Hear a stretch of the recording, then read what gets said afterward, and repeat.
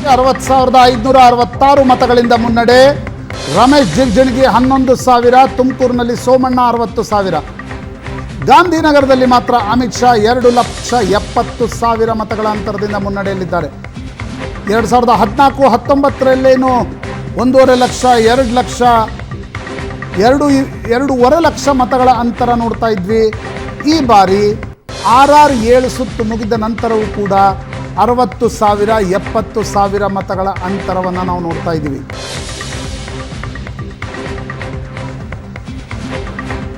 That is the huge difference. 2019ಗೂ 2024ಕ್ಕೂ ಇರ್ತಕ್ಕಂಥ ಬಹುದೊಡ್ಡ ಅಂತರ.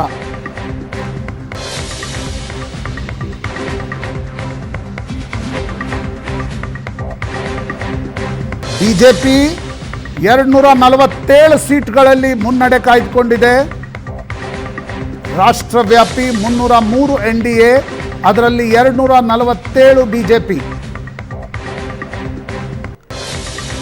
ಈ ನಂಬರ್ಸ್ಗಳು ಹೋಲ್ಡ್ ಆನ್ ಆದರೆ ಬಿಜೆಪಿಯ ಮುಖದಲ್ಲಿ ನಿಶ್ಚಿತವಾಗಿ ಚಿಂತೆಯ ಗೆರೆಗಳು ಮುಂದುವರಿಯಲಿವೆ. ಕೋಲಾರದಲ್ಲಿ 75,000ದಿಂದ ಏಕಾಏಕಿ JDSನ ಲೀಡ್ 18,000ಕ್ಕೆ ಕುಸಿದಿದೆ.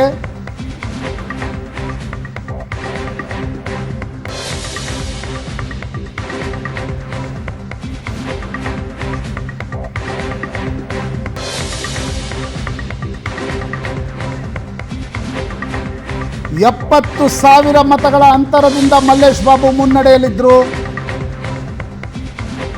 ಬಹುಶಃ ಯಾವುದೋ ಒಂದು ಕ್ಷೇತ್ರದಲ್ಲಿ ಕಾಂಗ್ರೆಸ್ ಅತಿ ಹೆಚ್ಚು ಲೀಡನ್ನು ಪಡ್ಕೊಂಡಿದೆ. ಸರಿಸುಮಾರು 52,000 ಮತಗಳ ಲೀಡನ್ನು ಮಲ್ಲೇಶ್ ಬಾಬು ಕಡಿಮೆ ಮಾಡಿಕೊಂಡಿದ್ದಾರೆ. ಸೋಮಣ್ಣ 60,000 ಮತಗಳ ಮುನ್ನಡೆ. ಬಿಜೆಪಿಯ ರಾಘವೇಂದ್ರ 83,000 ಮತಗಳ ಮುನ್ನಡೆ. ಈಶ್ವರಪ್ಪನವರು ನಿರೀಕ್ಷಿಸಿದಷ್ಟು ಮತಗಳನ್ನು ತೆಗೆದುಕೊಂಡಿಲ್ಲ. 40-50ಕ್ಕೆ ಹೋಗ್ತಾರೆ ಅಂತಕ್ಕಂಥದ್ದನ್ನು ಹೇಳಲಾಗ್ತಾ ಇತ್ತು. 10,000 ಪಡೆದ್ರೆ ಹೆಚ್ಚು ಅನ್ನಿಸ್ತಾ ಇದೆ. ಉಡುಪಿ ಚಿಕ್ಕಮಗಳೂರಿನಲ್ಲಿ ಕೋಟಾ ಶ್ರೀನಿವಾಸ್ ಪೂಜಾರಿ ಮುನ್ನಡೆ. ವಿಜಯಪುರದಲ್ಲಿ ರಮೇಶ್ ಜಿಗಜಿಣಗಿ ಮುನ್ನಡೆ. ಬಳ್ಳಾರಿಯಲ್ಲಿ ತುಕಾರಾಮ್ 59,042 ಮತಗಳಿಂದ ಮುನ್ನಡೆ.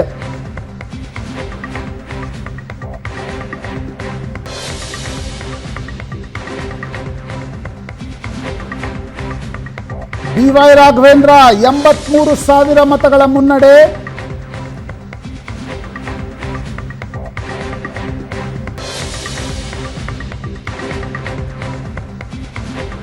ಮಹಾರಾಷ್ಟ್ರ 20 NDA 1,32,000 ಮತಗಳ ಅಂತರದಿಂದ ಕುಮಾರಸ್ವಾಮಿ ಮುಂದೆ ಇದ್ದಾರೆ.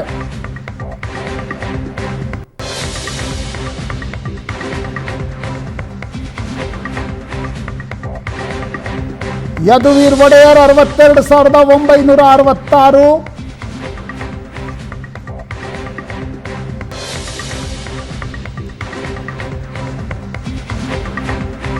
ಸಾಗರ್ ಖಂಡ್ರೆ 40,000 ಮತಗಳು ಮುನ್ನಡೆ. ನಿಧಾನವಾಗಿ ಮುನ್ನಡೆಗಳು ಕನ್ಸಾಲಿಡೇಟ್ ಆಗ್ತಾ ಸಾಗ್ತಾ ಇವೆ. ಕರ್ನಾಟಕದಲ್ಲಿ 17 ಬಿಜೆಪಿ, 3 JDS, 8 ಕಾಂಗ್ರೆಸ್. ಹೆಚ್ಚು ಕಡಿಮೆ +or-2 ಫಲಿತಾಂಶ ಕರ್ನಾಟಕದಲ್ಲಿ ಬರಬಹುದು ಅಂತ ಅನಿಸುತ್ತೆ.